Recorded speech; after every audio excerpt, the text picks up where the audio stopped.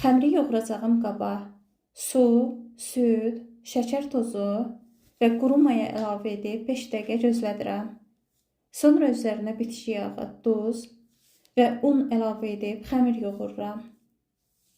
Üzərinə örtüb 35-40 dəqiqə isti yerdə saxlayıram.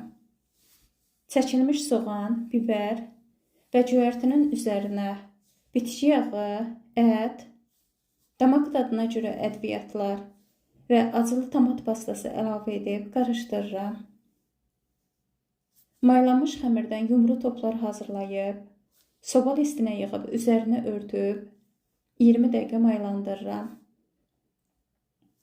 Əlimlə üstündən bastıraraq yayıb, ət yerləşdirib, öncədən isladılmış 200 dərəcədə bişirirəm. Sonda üzərinə soğanlı göyərti əlavə edib limon sıxıram.